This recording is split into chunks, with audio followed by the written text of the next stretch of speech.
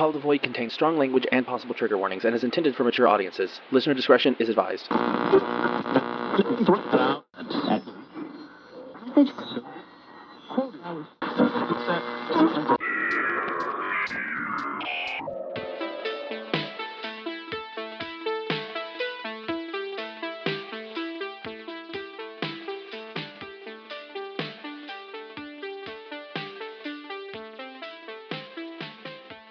Hi, I'm Daekon, and welcome to Call of the Void, a podcast about all things weird and macabre. Jack is still sick. They've been sick for about 3 weeks or so now. And we haven't really been able to record. There has been an episode that we recorded live on Discord for Patreon subscribers like a month ago. That still hasn't been uploaded. We're working on it, but in light of everything that's going on, there's a lot of like personal life stuff between the two of us that's going on, and again, Jack is sick, so I thought that I would take over and record an episode, because I don't want to leave everyone without an episode of Call of the Void for too long. So here we are.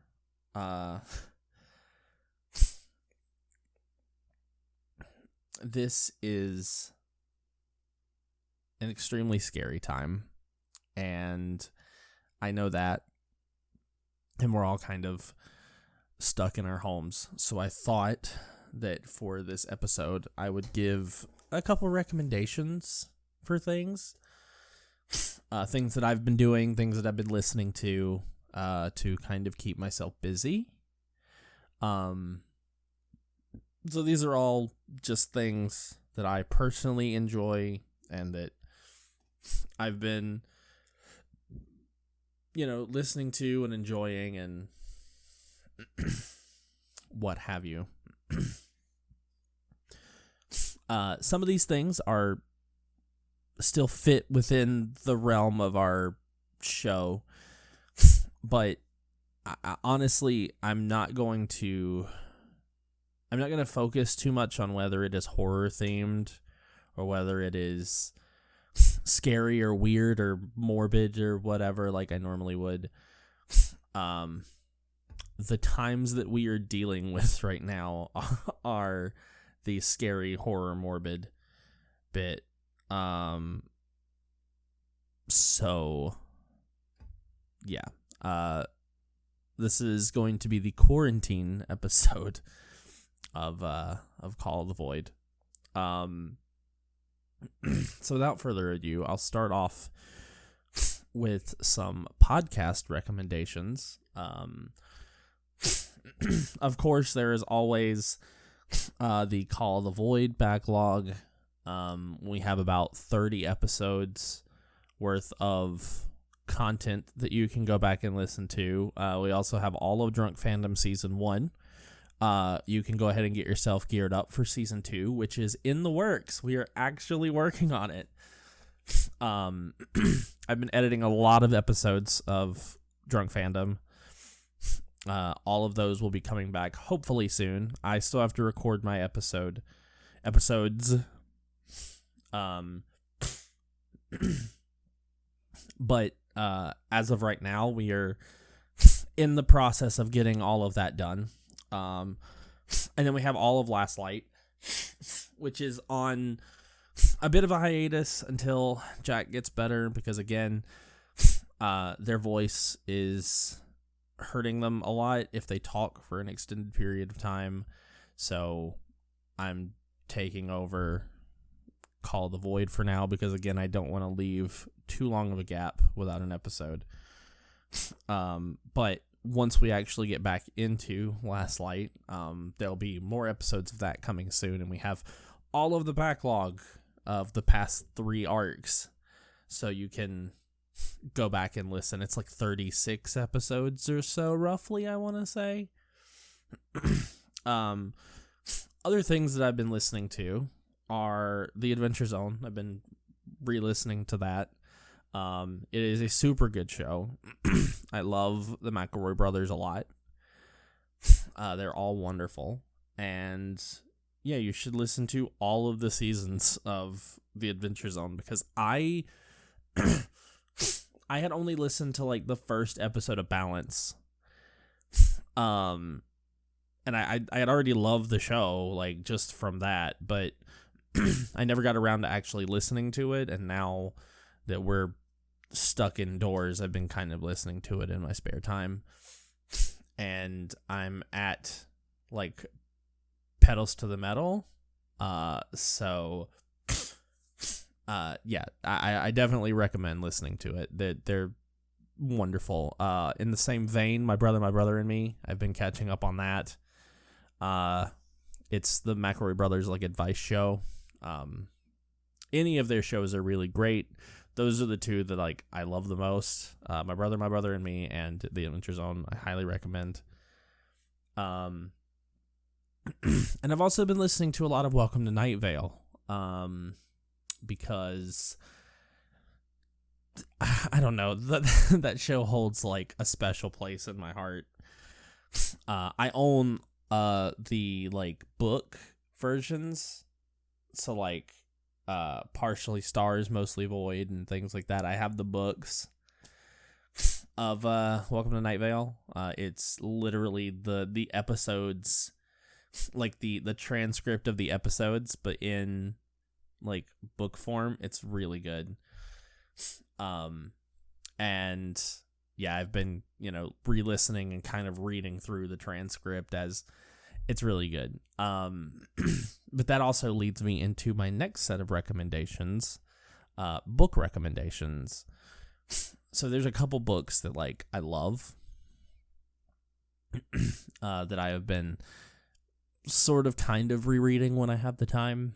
I mean, my life has kind of been absorbed by Animal Crossing for the time being, but before, I was kind of reading a little bit and stuff like that too.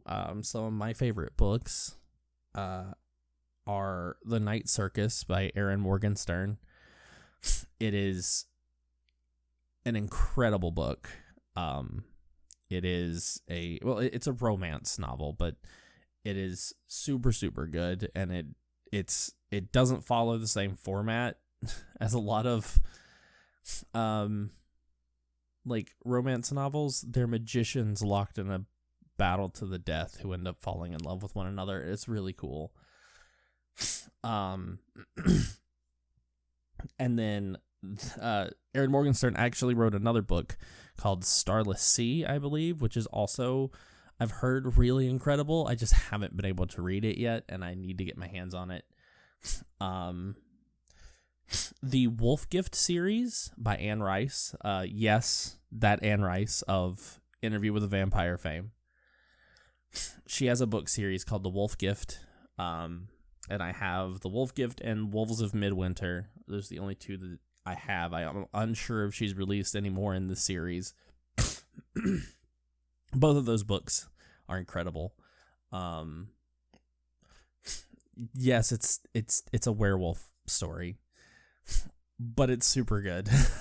I like it a lot. I'm not going to go into any of the plots of these because I don't want to give any kind of spoilers at all. But do give them a read if you're interested, and if you like Anne Rice's work. I really, really, really love the Wolf Gift series. Another one is The Aviary. It's another, like, supernatural story. It centers around this little girl and a bunch of birds that she takes care of. Which it's the plot of this book is so weird. But it is very good. So again, just throwing out another possible book recommendation. I'm not going to talk about it any more than just saying that it is very good and you should read it for yourself and read the synopsis. And if it's something that you think that you would be interested in, I forget the author's name for The Aviary. Let me look that up really quick. It is The Aviary by Kathleen Odell. That is the name of it. So, definitely give that a read if you're looking for an interesting supernatural kind of story. Then there's also the Dresden Files. Literally any of the Dresden Files are good. I recently reread, what is it? Hang on. Cold Days. That's it. I recently reread Cold Days, which is interesting. Stormfront and Full Moon are two of my favorites of the series. So the Dresden Files are great. And again, highly recommend them if you want something to occupy your mind for a period of time. If you happen to be quarantined with people, I have a couple board game suggestions. These are some new, some I don't think that I've talked about, some that I may have talked about. And again, not all of these are like horror themed. But again, the current situation is the horror theme. So, Gloomhaven is a really cool dungeon crawler. It has a solo mode as well, so you can play it on your own if you don't have people alongside you, but it is definitely better with people. Do not be intimidated by how big this box is, and it is a massive box. As we speak, there's a Kickstarter going on for their second game, Frosthaven, which I want to pledge to. But it is a massive box. The box for this game is 22 pounds. And I still need to get a broken token like organizer for the game because there's so many components. But it is really cool the way it works. It's sort of a legacy game format, so as you play and you complete the goals that your character have, those characters get retired and you pick new ones, and it's all a mystery, so you don't know exactly, like, everything's in boxes and everything is, it's super cool. And the game starts off kind of small and just rapidly expands into this big dungeon crawl kind of thing. It's really cool. There's also Gloom, which I think I've talked about before. Each player has like a family, and the cards are clear, but each player has like a family in front of them, and you are trying to make your family as miserable as possible before you kill them. So each card has like a modifier that says that they were attacked by bees or that they had an allergic reaction to something, and you form a story with this family of just misfortune and then eventually kill them off one by one because you only score dead family members. It's neat. And there are ways to like resurrect family members and things like that, so people can screw you over by like resurrecting a family member that you've killed in this cool way. And there's also the Choose Your Own Adventure House of Danger game. There's also the War with the Evil Power Master, but House of Danger is the one that I've played through, or played most of the way through. I actually played through it on stream. I've still got to finish that eventually, and I will. I just need to figure out a new camera setup because the last time that was real bad. But it is also really cool. It's like a Choose Your Own Adventure book, except it's all cards, and so like story elements happen, and you'll pull from a deck, and then it'll say pull from this deck, and it's neat. It'll be like, go to this card number, and then that card number will tell you to pick an item from a pool, and it's super cool. There's Dice Forge, which I played in New York when I visited Luke and Jen for the week. That was a really cool game, and I grabbed a copy of it for myself afterwards. You essentially are rolling dice and collecting resources that are on those dice, and then you can spin those resources to get different dice faces, and you can pop the faces of the die out and interchange the face. It's so neat. It's a really neat concept. I won the game that we played.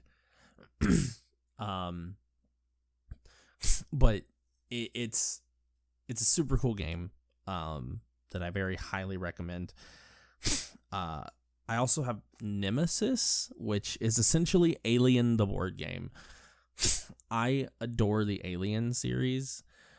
And I actually painted the Alien minis in my copy of Nemesis.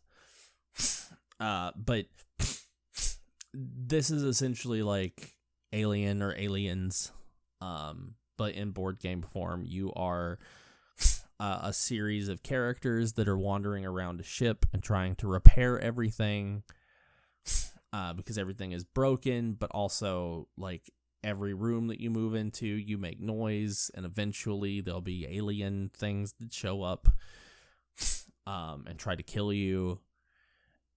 It's really cool. I've played a couple games on my own because I haven't actually sat down and played it with people. Nobody's really been interested in playing the game with me so far, but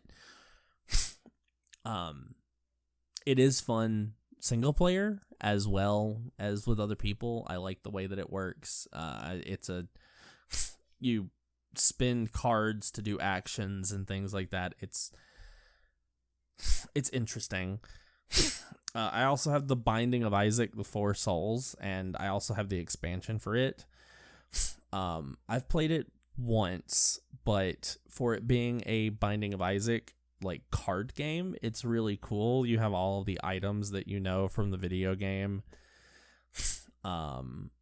And they combo in different ways. And essentially you're just fighting bosses and trying to be the first person at the table to collect 4 souls.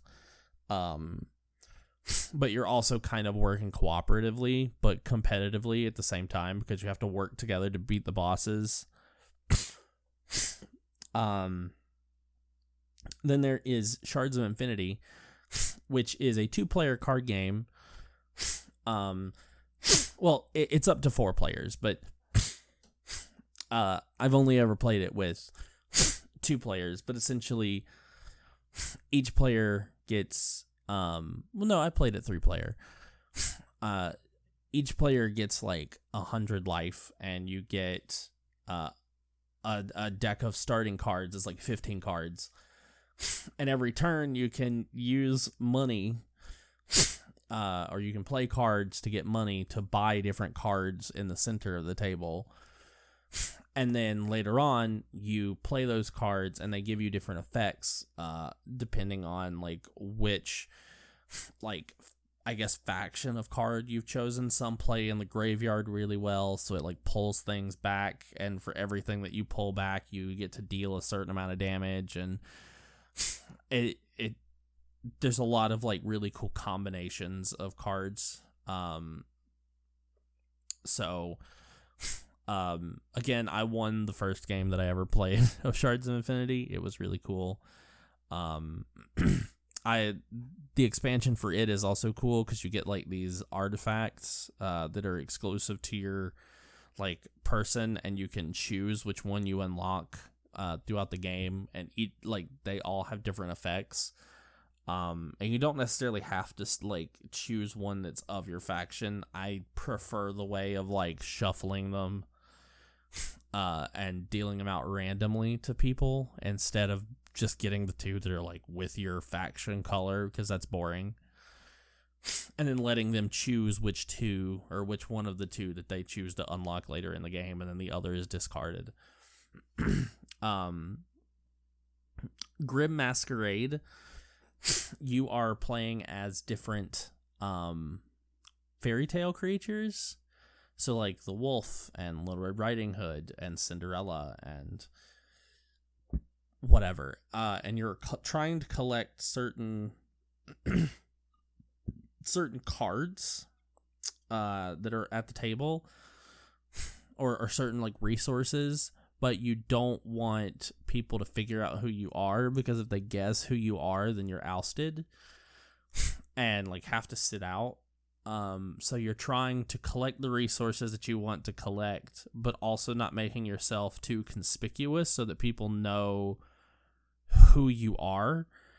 So it's like a hidden role game kind of thing. And you don't want people to guess like which fairy tale creature you actually are. Dead of Winter. I mean, kind of a little bit too on the nose, but it is a zombie survival game where each, like, you're in a colony and you're moving around to different locations and stuff and trying to gather resources and trying to keep your people alive in your colony. And you have to, like, every turn you have to fulfill a goal. So it may be this time you have to get 6 fuel, but oh no, somebody stuck 4 guns in there and that takes away from your total. So now, you know, there's a traitor among you, which, yes, there's a traitor mechanic. There sometimes there may not be a traitor at all. Sometimes there might be. It all literally, like, it's all chance, and the fun, I guess, is not knowing if there's a traitor in your game or if there is, because it builds this, like, tension of, like, well, they're doing some really shady stuff, but are they actually working against me, or am I just being paranoid? It kind of creates that feeling of, I mean, what that would literally be like. And then I also have here Root. Root is a bit of a war game, but you're playing as little cute woodland creatures. It is really fun. I love playing the Eerie Dynasty and the Lizard Folk. I have all of the expansions, even the Underworld expansion that just came out. I haven't got to play as the Corvid Conspiracy yet, but I'm probably going to love it because I love crows. But literally, Root is such a cool game, and each person at the table is essentially playing a completely different game because of the way their faction plays. And so you have to keep an eye on, like, you have to know not only how you play the game, but how every other faction plays the game, because then you can, like, start noticing that they're getting a runaway lead or notice what their turns are. So it's a really cool, like, system of, like, everyone has their own way of playing the game. It's really cool. I also have a couple tabletop RPG suggestions for those of you who have, like, Roll20 and stuff like that. I mean, if you're stuck at home and you have a group of friends that you can play with online, there's a couple, like, RPG recommendations that I have. One of which is a little bit more for in-person things, I guess. Dread. It requires a Jenga tower. But there's no dice involved, and it's a horror-themed RPG. So you're telling the story, and actions are done by pulling from a tower, like a Jenga tower. And that gets more and more precarious as the game goes along. And it's supposed to represent, like, you know, people losing their minds and things just kind of starting to slowly become more and more scary and unstable until it eventually collapses and that person's character dies. It's a really cool RPG system. I have used it a lot in the past, and it's one of my favorites. I also recently just got the Alien RPG, going back to my discussion about how much I love the Alien series, there's an official Alien RPG where people make characters, and the person who is the game mother runs them through a scenario of like being in a space station and being hunted by a xenomorph or whatever. It is a really cool system. I have been reading through it a lot over the past couple days, and it is super, super, super neat. I'm putting together a game in that system myself. So I highly recommend at least giving it a look. It's on DriveThruRPG. It's like $25. Also, Titan's Grave, The Ashes of Volcana.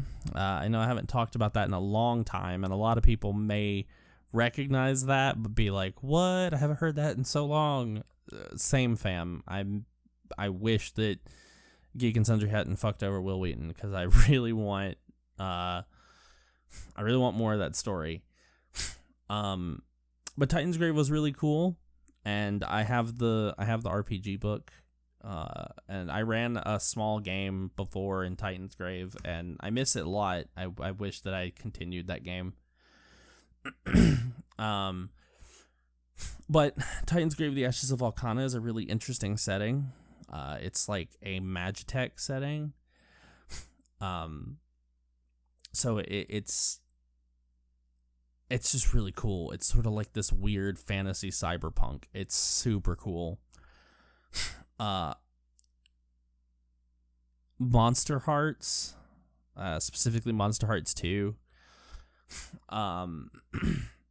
There was a one-shot on Geek and Sundry, the Cinderbrush thing recently that they played, which was incredible, and I really like the system. It is an interesting system for sure, but it's another one that I highly recommend. So these are also things that you can give a little bit of a read to. And there's also our friend B-Bars. His system, Power Outage, it is a little bit more geared towards children. So if you have kids and you want to, maybe run a game, it is an interesting system as well. He is a friend of the FierceFerrets, so I'm sure that you can find him somewhere, but definitely look up the Power Outage RPG system. It's really cool. And then I guess last but not least, I'll talk about a couple video game recommendations, or at least what I've been playing a ton of over the past little bit. I've been playing the Blackout Club still. I've not been playing it as much because Animal Crossing, which is also one of the games that I'm going to be talking about. But the Blackout Club is still up there in one of my favorite games, and I definitely recommend that you give it a play, especially now because they're like Markiplier did a video on like playing the Blackout Club, and some voices spoke to him and everything, and it sort of skyrocketed the game in popularity for a little bit. So, I mean, perhaps maybe we'll get a little bit more story before the story, the enhanced horror story ends. But yes, definitely check out the Blackout Club. Animal Crossing New Horizons. Oh my God. I have been sinking so much of my time into this game, but if you like life sims, it's Animal Crossing. It's such an adorable game. It's so much fun, especially this installment, and I love it a lot. And I've literally like spent hours on hours on hours on hours, like just getting things where I want them to be. I've completely terraformed my island now, and I'm working on like making my island look spooky like I want it to. And yeah, I've been kind of enjoying the like cherry blossom stuff that's going on for the time being, but eventually I'm going to get rid of all of that stuff and start, spookifying my town a lot more. So Animal Crossing has been getting a lot of my time, but also there's Don't Starve Together, which is probably one of my all-time favorite games. So it's another way to spend some time with friends online. It's a survival game. It's got the like Tim Burton-esque art style, and it's super cute. But it's a craft survival game. You're going around and you get resources and you craft and you just try and survive as long as you can. You try and don't starve. So, but for those of you who are going completely and totally stir crazy, I know that I am. At least those are a couple things that I have on my list that I can recommend that we listen to, or that you do and you listen to and you read and you play. Just something to occupy your time, at least a little bit. But that said, I know this is a little bit of a shorter episode. But I just kind of wanted to put out an episode that kind of gave some recommendations and broke up this long hiatus that we've had to take. I'm sorry that it's taken so long, and we will get back into it as soon as we can. Again, I'm trying to figure out like what we're going to do with that last episode, the Patreon episode. Hopefully that can be done soon and we can get that uploaded and out to everyone as soon as possible. That said, just going to take the time here to thank our wonderful friends, the Fierce Ferrets. Thank you so much for allowing us to have our podcast on your website. We love you so much. You can find them over at FierceFerrets.com, or you can watch them on Twitch at twitch.tv/FierceFerrets. They're live almost every day. And you can also join their Discord from there and see when they're actually going live and any announcements and that sort of thing. But over on FierceFerrets.com, you can also listen to Last Light and Drunk Fandom, which Drunk Fandom is coming back soon, so listen up on on season 1 before season 2 comes out. And then, yeah, you can catch me and Jack over there. We're usually around in that Discord space as well. And this is the part that Jack normally takes care of, so I've got to remember what all they say. You can follow us on our social medias. It is the COTV podcast on Twitter and Instagram. And you can see the link to our Patreon and Coffee and stuff like that from there as well. Speaking of our Patreon, you get to hear your name at the end of the episode if you donate to us. So I would like to give a thank you to Austin 1000, to Brandonson, to Pax, to Jerda, and to Fierce Ferrets. Thank you guys so much for being patrons. You can also get access to our Discord and everything at like different tiers. But you can go check our Patreon out. You can find it on our social media. It's again the COTV podcast. on Twitter and on Instagram. If you have any ideas, there are also dedicated channels in our Discord, and you can just send us a message on Twitter or something as well. If you have an idea for an episode, please send us ideas, because there's only so much that we can do, and things that we can cover and things that we can think to cover. I have a couple ideas myself for like the next couple episodes, but we'll see what happens. We would still love to hear your suggestions. And that said, I think that's everything that I need to cover.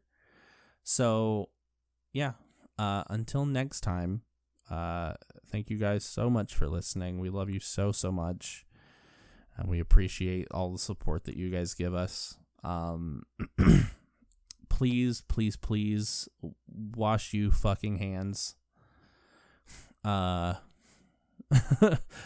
Stay safe, stay healthy, and be kind to one another. And we will see you guys soon. All right, until the next episode, sweet dreams.